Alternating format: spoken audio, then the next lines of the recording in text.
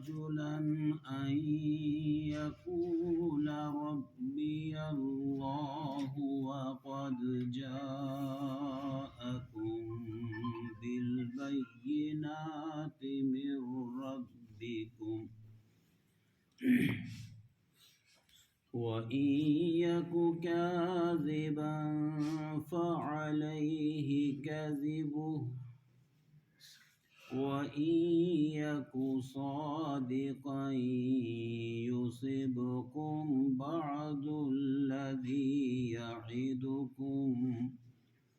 إن الله لا يهدي من هو مسرف كذاب يا قوم لكم الملك اليوم ظاهرين في الأرض فمن ينصرنا من بأس الله إن جاءنا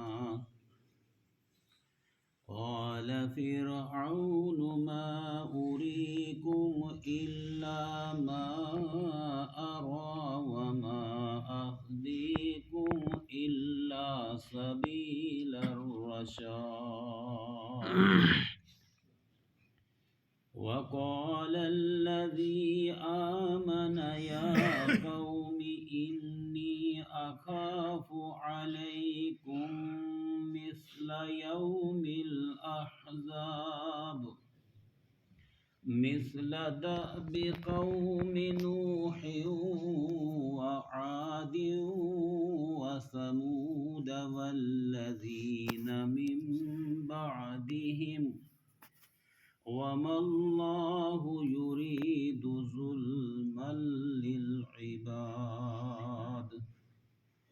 ويا قوم إني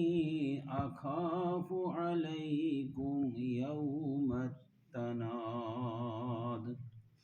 يوم تولون مدبرين ما لكم من الله من عاصم ومن يضلل الله فما له من هاد آمنت بالله صدق الله العظيم. محترم و معزز برادران اسلام، السلام علیکم ورحمۃ اللہ وبرکاتہ. جو آیات میں نے اس وقت تلاوت کی ہیں یہ سورہ المومن کی آیات ہیں. سورہ المومن آیت نمبر 28 تا 33.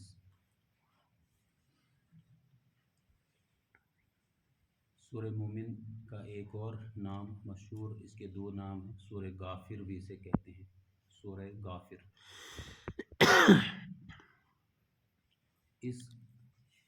ان آیات میں جو اس وقت میں نے تلاوت کی ہیں، سب سے پہلے چونکہ ہمارا ایک مزاج ہے، امت کا ایک مزاج بنا ہوا ہے اکثریت کا، کہ ہم نے جو قرآن کے حوالے سے یا ایسے بھی جب ہم مساجد کے اندر اجتماعات کرتے ہیں، بیٹھتے ہیں، سنتے ہیں یا سناتے ہیں، زیادہ تر یہی کوشش ہوتی ہے کہ نماز کے بارے میں بتایا جائے، نماز کے مسائل بتائے جائیں لوگوں کو، یا ماہ رمضان آتا ہے تو رمضان کے مسائل بیان کیے جاتے ہیں، حج کا زمانہ آتا ہے تو حج کے مسائل بیان ہوتے ہیں. تو پورا اسی پر، یعنی زیادہ تر توجہ جو ہے وہ اسی طرف دی جاتی ہے، مسائل وغیرہ بیان کر. لیکن بنیادی طور پہ ہم سب یہ جانتے ہیں کہ اللہ تعالیٰ نے قرآن جو ہمیں عطا کیا ہے یہ کتاب زندگی ہے،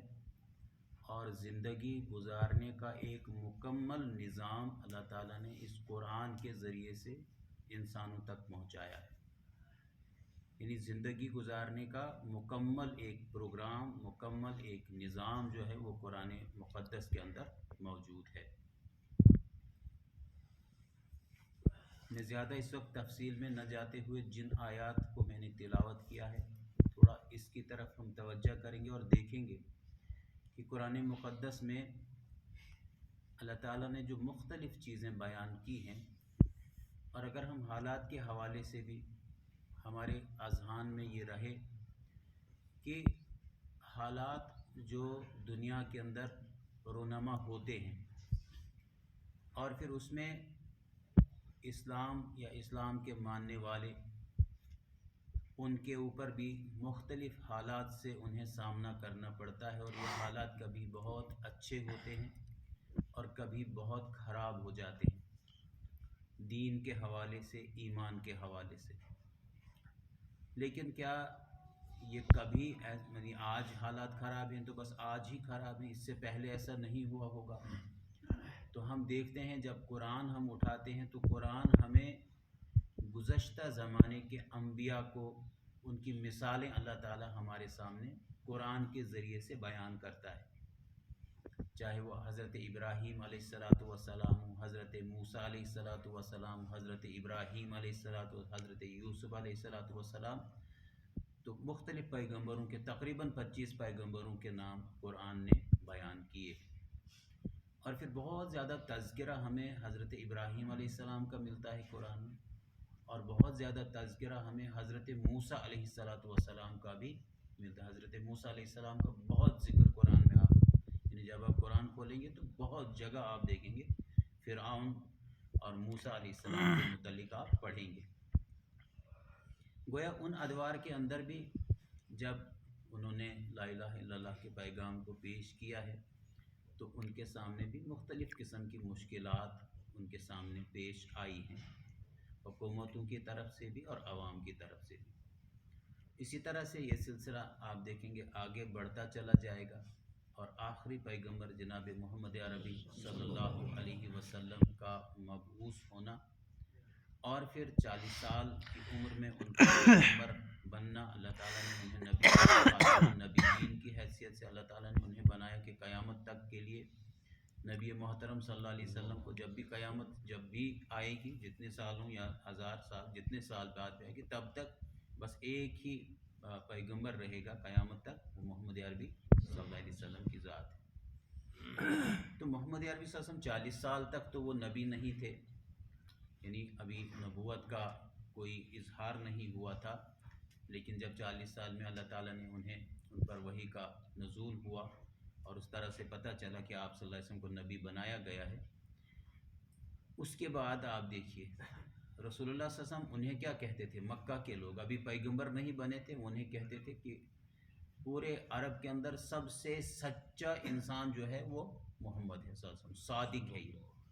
اور انہیں کہا جاتا کہ یہاں پہ سب سے زیادہ امانت دار اگر کوئی شخصیت ہے وہ محمد عربی صلی اللہ علیہ وسلم کی ذات ہے، سب سے زیادہ امانت دار شخص اللہ تعالیٰ نے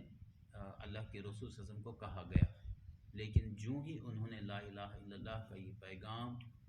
دین کا یہ پیغام لوگوں تک پہنچانا شروع کیا، پوری قوم کے سردار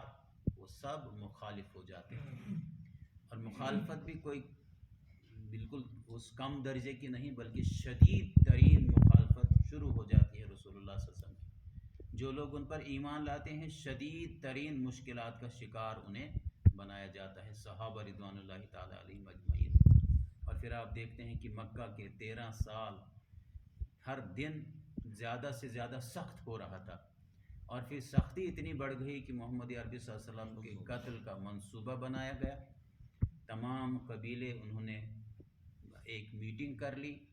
ایک نشست کر لی، اور سب نے یہ طے کر لیا کہ تمام کے تمام قبیلے اکٹھے حملہ کریں گے، یعنی ہر قبیلے میں سے ایک آدمی آئے گا تاکہ بعد میں کوئی تنازع ہمارے درمیان نہ رہے۔ ہر ایک قبیلہ اس میں شریک ہوا، لیکن چونکہ اللہ تعالیٰ نے اللہ کے رسول صلی اللہ علیہ وسلم کو حکم دے دیا ہجرت کا، آپ صلی اللہ علیہ وسلم چلے گئے، تو ان کا وہ منصوبہ جو ہے وہ خاک میں مل گیا۔ لیکن آپ دیکھیں کہ ان پر بھی اللہ تعالیٰ کے اس آخری پیغمبر محمد عربی صلی اللہ علیہ وسلم پر کس طرح سے یعنی ان کے وہ، تو اس طرح سے یہ قرآن جو ہے گزشتہ حالات بیان کرتا ہے، اور اس لیے بیان کرتا ہے تاکہ امت کے اندر کبھی ڈر خوف ان کے اندر پیدا ہو جاتا ہے، لیکن یہ قرآن کی آیات جب وہ پڑھتے ہیں تو ان کی ڈھارس بنتی ہے، ان کی ہمت بن جاتی ہے، اور وہ یہ سوچنے لگتے ہیں کہ اللہ تعالیٰ اس ملت کو ضائع نہیں کرے گا، اللہ تعالیٰ محمد عربی صلی اللہ علیہ وسلم کی اس امت کو دنیا میں وہ بدترین جو انجام ہے اس کی طرف نہیں لے جائے گا۔ کبھی ہم یہ بھی سوچتے ہیں کہ امت جو ہے بہت زیادہ گناہوں کے اندر ملوث ہے، اور ہے بھی، یہ حقیقت بھی ہے، اور یہ گناہ کبھی کبھی اس امت کو اس درجے تک پہنچا دیتے ہیں کہ اللہ تعالیٰ کا غصہ، اللہ تعالیٰ کی ناراضگی پھوٹ پڑتی ہے، اور اس کے بہت سے مظاہر ہم پھر دیکھتے ہیں۔ لیکن اس کے باوجود بھی آپ دیکھیے رسول اللہ صلی اللہ علیہ وسلم کی ذات اس امت کو حاصل ہوئی ہے، رسول اللہ صلی اللہ علیہ وسلم کے ساتھ اللہ تعالیٰ کو بے پناہ محبت ہے، اللہ تعالیٰ بہت زیادہ پیار کرتا ہے اپنے حبیب محمد عربی صلی اللہ علیہ وسلم سے، اور یہ ایک وجہ بن سکتی ہے کہ امت مسلمہ کو اللہ تبارک و تعالیٰ اس خطرناک دلدل سے بھی باہر نکال سکتا ہے، کیونکہ اللہ تعالیٰ احکم الحاکمین ہے، وہ تمام حاکموں کا، تمام طاقتوں کا مالک جو ہے وہ اللہ رب العالمین کی ذات ہے۔ تو اس طرح سے جب بھی حالات جو ہیں اس قسم کے ہوتے ہیں، دیگر گوں حالات، تو اس وقت جو میں نے آیات پڑھی ہیں تھوڑا اس کا ایک نقشہ ہمارے سامنے آ جائے گا۔ میں ترجمہ پڑھوں گا۔ وقال رجل مؤمن، وقال رجل مؤمن، یہ فرعون کا دربار ہے، اور فرعون کے دربار میں حضرت موسیٰ علیہ الصلاۃ والسلام کے خلاف چونکہ اب سب ہو چکے ہیں، پورے لوگ اس کے خلاف، پیغمبر کے خلاف ہیں، لیکن موسیٰ کے دربار میں ایک شخص کھڑا ہوتا ہے، بات ہو رہی ہے، گویا وہاں ایک اسی پر بات ہو رہی ہوگی، تبھی وہ بات کرنے لگا، وہ کھڑا ہوتا ہے۔ تھوڑا آپ دیکھیے اللہ تعالیٰ کیا عکاسی کر رہا ہے۔ وقال الرجل مؤمن، اس موقع پر آل فرعون میں سے، فرعون انہی میں سے ایک مومن شخص، گویا کہ اللہ تعالیٰ نے اسے کہا کہ وہ مومن تھا، اس کا مطلب ہے وہ ایمان تو لایا تھا لیکن ایمان کا اظہار اس نے نہیں کیا تھا، جو اپنا ایمان چھپائے ہوئے تھا، وہ کیا تھا؟ من آل فرعون یکتم ایمانہ، یعنی اس نے اپنے ایمان کو چھپایا تھا، ابھی اسے ظاہر نہیں کیا تھا، نہ اس نے اس وقت بھی، یہ باتیں تو اس نے کی، اب وہ سوچنے لگے کہ یہ تو ہم ہی میں سے ایک شخص ہے جو یہ بات ہم سے کہہ رہا ہے۔ یکتم ایمانہ اتقتلون رجلا ان یقول ربی اللہ، وہ ان سے کہتا ہے، وہ یعنی وہاں بات کر رہا ہے، وہ کہتا ہے ان سے، فرعون سے، اور وہاں جو باقی فرعون کا جو دربار سجا ہوا ہے، وزراء ہیں، باقی ہیں، ان سے وہ کہتے ہیں کیا تم ایک شخص کو صرف اس بنا پر قتل کر دو گے کہ وہ کہتا ہے کہ میرا رب اللہ ہے؟ یعنی حضرت موسیٰ کیا کہہ رہے ہیں؟ وہ کہہ رہے ہیں ربی اللہ، اللہ جو ہے وہ میرا رب ہے، میرا پروردگار، کیا صرف اس بات پر آپ اس کو قتل کر دو گے؟ یعنی آپ جو اس کے قتل کے منصوبے بنا رہے ہو، تو صرف اس بات پر اسے قتل کر دو گے کہ وہ کہتا ہے کہ میرا رب اللہ ہے۔ وَقَدْ جَاءَكُمْ بِالْبَيِّنَاتِ مِنْ رَبِّكُمْ، حالانکہ وہ تمہارے رب کی طرف سے تمہارے پاس بینات لے آیا ہے، واضح نشانیاں لے کر حضرت موسیٰ تمہارے درمیان آیا ہے، اور وہ خود نہیں، وہ کہیں بیچ میں سے نہیں کھڑا ہو گیا اپنے آپ کو وہ پیغمبر کہہ رہا ہے، نبی کہہ رہا ہے، نہیں، وہ اللہ تعالیٰ نے اسے، اس کا انتخاب، اللہ نے اسے بھیجا ہے، وہ اللہ کی طرف سے آیا ہے۔ جاءکم البینات من ربکم، وہ تمہارے رب کی طرف سے تمہارے پاس بینات لے کر آیا ہے۔ وَإِن يَكُ كَاذِبًا فَعَلَيْهِ كَذِبُهُ، اگر وہ جھوٹا ہے تو اس کا جھوٹ خود اسی پر پلٹ پڑے گا، اگر وہ جھوٹ کہہ رہا ہے تو اس کا جھوٹ جو ہے وہ تو اسی کو نقصان پہنچائے گا، اس کا نقصان تو اسی کو ہوگا، وہ جھوٹ تو اسی کی طرف پلٹ پڑے گا۔ وَإِن يَكُ صَادِقًا، لیکن اس کے مقابلے میں اگر وہ سچا ہے، وَإِن يَكُ صَادِقًا، اگر وہ سچائی بیان کر رہا ہے، یُصِبْکُم بَعْضُ الَّذِی یَعِدُکُم اِنَّ اللَّهَ لَا یَہْدِی مَنْ هُوَ مُسْرِفٌ کَذَّابٌ، تو جن ہولناک نتائج کا وہ تم کو خوف دلاتا ہے، ہولناک نتائج کا، یعنی آخرت کا، چونکہ وہ بھی تمام انبیاء نے آخرت کو بیان کیا ہے، یہ آخرت کی ان ہولناکیوں کو بیان کر رہا ہے، آخرت کو اللہ تعالیٰ کے سامنے کھڑا ہونا ہے، وہاں جواب دینا، یہ بیان کر رہا ہے۔ اگر یہ سچ کہہ رہا ہے تو یہ آخرت کی جو نتائج ہیں، جن ہولناک نتائج کا وہ تم کو خوف دلا رہا ہے، ان میں سے کچھ تو تم پر ضرور ہی آ جائیں گے۔ یعنی یہ نہیں، وہ جو بتا رہا ہے اگر وہ سچا، اگر جھوٹا ہے تو جھوٹ اسی پر، پھر اس کو کوئی نقصان، آپ کو کوئی نقصان نہیں ہوگا، لیکن اگر وہ سچ کہہ رہا ہے اور آپ نہیں مان رہے ہو تو پھر وہ وبال جو ہے وہ تم پر آنے والا ہے، وہ ضرور تم پر آ جائے گا۔ ان تمام چیزوں سے تمہیں دو چار پھر ہونا پڑے گا اگر تم مانو گے نہیں۔ یا قومی، اب دیکھیے بہت زبردست بات ہے یہاں پہ، یا قومی، یہاں ایک اور ہے ایک بات، مصرف کذاب، اللہ کسی ایسے شخص کو ہدایت نہیں دیتا جو حد سے گزر جانے والا اور کذاب ہو، یعنی جو جھوٹا ہو، جو حد حدود کو پھلانگنے والا ہو، اللہ تعالیٰ ایسے لوگوں کو ہدایت نہیں دینی، وہ بھی پھر ہدایت پر نہیں ہے۔ اب دیکھیے دوسری بات جو کہی ہے، یا قوم لکم الملک اليوم، تھوڑا سمجھیے اس بات کو، کتنی زبردست بات ہے۔ یا قوم لکم الملک اليوم ظاہرین فی الارض فمن ینصرنا من باس اللہ ان جاءنا، اے میری قوم کے لوگوں، آج تمہیں بادشاہی حاصل ہے، آج تمہارے پاس اقتدار ہے، آج تمہیں اللہ نے یعنی طاقت کا مالک بنا دیا ہے، تمہارے پاس طاقت ہے، تمہارے پاس اقتدار ہے، تم حکومت کے مالک ہو، بادشاہی تمہیں حاصل ہے۔ یہ اب وہی آدمی وہاں کہہ رہا ہے جسے اللہ نے کہا کہ مومن ایک بندہ کھڑا ہو کے یہ باتیں کہہ رہا ہے۔ اور زمین میں تم غالب ہو، یعنی غلبہ، تم جو چاہتے ہو وہی ہوتا ہے، جس کو مارنا چاہو مار دو، جس کو جیل بھیجنا چاہو جیل بھیج سکتے ہو، جو کرنا چاہو وہ کر سکتے ہو، اقتدار کا مالک بنا دیا گیا ہے تمہیں، جو چاہتے ہو تم، زمین میں تمہارا غلبہ ہے۔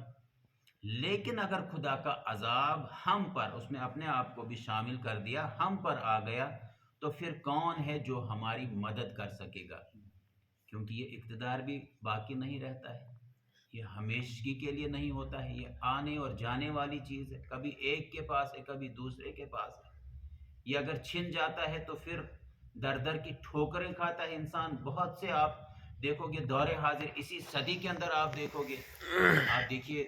عراق کے اندر، یہ دوسری پھر بحث ہوگی کیا ہے، لیکن ظاہراً جو ہوا، عراق پر حملہ ہوا اور پھر وہاں کیا ہوا، وہاں پر جو ایک بہت بڑی شخصیت آپ دیکھتے ہیں صدام حسین، آج ان کے آگے جو بچے، جو جن کی شاہانہ ایک زندگی تھی، لیکن وہ زندگی آج ان کے پاس دربدر ہو گئے، دربدری کی زندگی ہو گئی، ان کی ختم ہو گئے، بالکل غربت کے اس نچلے اس تک، یعنی وہاں تک ان کو پہنچ گئے، وہ آنن فانن پہنچ جاتا ہے انسان، یہ چیزیں نہیں رہتی ہیں۔ فرعون کا وہ دربار، وہ جو سجدہ تھا وہ بھی نہیں رہا، قارون کے خزانے وہ ختم ہو گئے، بلکہ وہ دھنسا دیا گیا زمین کے اندر۔ ابراہیم علیہ السلام کے مقابلے میں نمرود، جو بہت زبردست، وہ کہتا تھا انا ربکم الاعلی، میں تمہارا خدا ہوں، مچھر اللہ تعالیٰ نے اس کے اندر دماغ کے اندر پہنچا دیا، اور ایک لنگڑا مچھر کہا گیا جس کا ایک ہی پار تھا یا ایک ہی ٹانگ تھی اس کی، اور وہ اندر جا کے اس کی موت کا سبب بن جاتا ہے۔ گویا یہ تمام یہ اقتدار، اور یہی بات وہ شخص وہاں جب کھڑا ہوتا ہے وہ انہیں سمجھاتا ہے، یا قومی، اے میری قوم، لکم الملک اليوم ظاہرین فی الارض، اللہ تعالیٰ اب تمہیں اس زمین میں بادشاہی حاصل ہے، زمین میں تم غالب ہو۔ اور دوسرا، لیکن اگر خدا کا عذاب ہم پر آ گیا تو پھر کون ہے جو ہماری مدد کر سکے؟ تھوڑا غور کیجیے ان پر، میں صرف ترجمہ کر رہا ہوں، تشریح کی طرف نہیں جا رہا ہوں۔ قال فرعون، اب دیکھیے فرعون نے دیکھا کہ یہ ہمارے اندر سے ہی ایک شخص کھڑا ہو گیا، ہم ہی میں سے، اب چونکہ لوگ متاثر ہو رہے تھے، کبھی آپ دیکھیں گے لوگ متاثر ہو جاتے ہیں جب وہ ایک اس کی طرف ایک رجحان لوگوں کا ہو گیا، ہاں یہ سچی بات، یہ جو باتیں کہہ رہا ہے یہ تو سچ کہہ رہا ہے، اچھی بات کہہ رہا ہے یہ۔ اور فرعون نے دیکھا کہ یہ سارے درباری جو اس کی طرف متوجہ ہو گئے ہیں اور ان پر اس کا اثر، اب فرعون کیا کہتے، قال فرعون ما اریکم الا ما ارى وما اهدیکم الا سبیل الرشاد. فرعون کہتا ہے میں نے تو تم لوگوں کو وہی رائے میں تو تم لوگوں کو وہی رائے دے رہا ہوں جو مجھے مناسب نظر آتی ہے. یعنی میں جو سمجھ رہا ہوں جو مجھے مناسب نظر آ رہا ہے کیونکہ وہ کھل کر نہیں، جو مجھے مناسب لگ رہا ہے میں تو وہ رائے تمہیں دے رہا ہوں. لیکن ساتھ ساتھ آپ دیکھیے دوسری بات، اور میں اسی راستے کی طرف تمہاری رہنمائی کرتا ہوں جو ٹھیک ہے. یعنی دوسری بات یہ ہے کہ میں جو کہہ رہا ہوں وہی ٹھیک ہے. دوسری بات ہے جو میں کہہ رہا ہوں وہی ٹھیک ہے، میں اسی طرف تمہاری رہنمائی کر رہا ہوں جو مجھے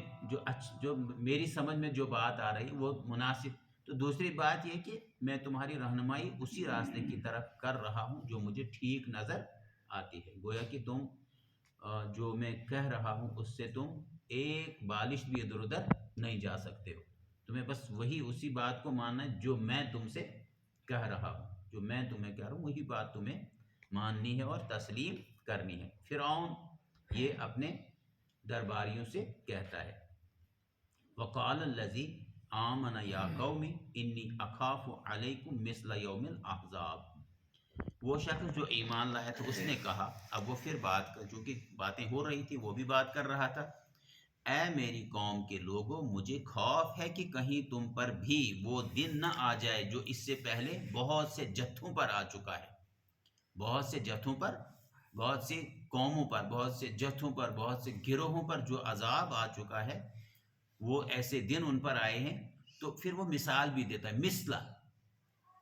کن لوگوں پر وہ آیا ہے، کس چیز کا مجھے خوف ہے. وہ کہہ رہا ہے کہ مجھے تو خوف ہے کہ آپ کے ساتھ کہیں ایسا نہ کیا نہ ہو، مثل داب قوم نوح وعاد وثمود والذین من بعدہم، جیسا دن قوم نوح کو کیا ہوا تھا، غرقاب ہو گئی تھی، غرق کر دیا اللہ تعالیٰ نے. جب وہ نافرمانی کے حدوں کو اس نے پار کر لیا، نافرمانی کی حدود سے وہ آگے بڑھ گئی، پھر اللہ تعالیٰ نے عذاب لایا. اور عذاب کے اندر وہ تمام کے تمام جو ہیں جن نے ایمان لایا تھا وہ بچ گئے، اور چند لوگ تھے وہ، اور اس کے بعد باقی تمام لوگ جو ہیں وہ اس پانی کے اندر غرق ہو گئے. قوم نوح و عاد و سمود، اور عاد اور سمود اور ان کے بعد والی قوموں پر آیا تھا. یعنی قوم عاد پر بھی خطرناک عذاب اللہ کی طرف سے، قوم سمود پر بھی عذاب آیا، ان کے بعد جو قومیں تھیں ان پر بھی اللہ تعالیٰ نے عذاب لایا. پھر اللہ تعالیٰ فرماتے ہیں وَمَا اللَّهُ يُرِيدُ ظُلْمًا لِلْعِبَادِ، اور یہ حقیقت ہے کہ اللہ اپنے بندوں پر ظلم کا کوئی ارادہ نہیں رکھتا. اللہ تعالیٰ کی طرف سے ظلم نہیں ہوتا ہے، یعنی اللہ ظالم نہیں ہے. جو بھی ہوتا ہے وہ انسان کے اپنے کرتوت ہوتے ہیں، وہ انسان کی اپنی کرنی ہوتی ہے جس کی بنیاد پہ اللہ تعالیٰ کی طرف سے اس پر عذاب آتا ہے. یہ ظلم نہیں ہوتا ہے اس کے ساتھ، اللہ ظالم نہیں ہے. وَيَا قَوْمِ انی اخاف علیکم یوم التناد، اے قوم مجھے ڈر ہے کہ کہیں تم پر فریاد و فغاں کا دن نہ آ جائے. یوم تولون مدبرین، جب تم ایک دوسرے کو پکارو گے، ما لکم من اللہ من عاصم ومن یضلل اللہ فما لہ من ہاد، جب تم ایک دوسرے کو پکارو گے اور بھاگے بھاگے پھرو گے مگر اس وقت اللہ سے بچانے والا کوئی نہ ہوگا. سچ یہ ہے کہ جسے اللہ بھٹکا دے اسے پھر کوئی راستہ دکھانے والا نہیں ہوتا، اسے کوئی راستہ دکھانے والا نہیں ہوتا. تو انہیں یہ بھی وہ، اب دیکھیے کتنی زبردست باتیں اس نے کہی ہیں بغیر کسی ڈر کے، بغیر کسی خوف کے، اور اس دربار کے اندر کھڑے ہو کر وہ یہ باتیں کر رہا ہے. اور یہاں ہمیں اندازہ لگانا چاہیے کہ اس کا جو ایمان تھا وہ کس درجے کا تھا. یعنی ایمان یہ کوئی معمولی بات نہیں ہے، یہ کوئی چھوٹی بات نہیں ہے. یہ ایمان کا انتہائی اعلیٰ درجہ ہی ہو سکتا ہے، اور اللہ پر یقین کامل ہو سکتا ہے کہ انسان اس مقام تک پہنچے کہ وہ آخر پر، یہ جو آخری میں نے آیت پڑھی تھی اس سے آگے بھی کچھ باتیں ہیں. اس نے کہا اے قوم مجھے ڈر ہے کہ کہیں تم پر فریاد و فغاں کا وہ دن نہ آ جائے جب تم ایک دوسرے کو پکارو گے اور بھاگے بھاگے پھرو گے مگر اس وقت اللہ سے بچانے والا، یعنی جب عذاب آ جائے گا تم پر،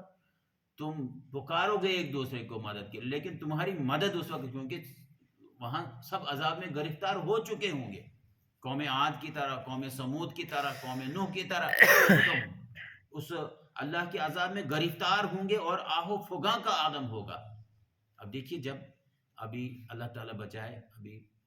ترکی میں بھونچال آیا، ابھی 2 دن پہلے زلزلہ ہوا، آپ دیکھیے کتنی بڑی بڑی وہ عمارتیں،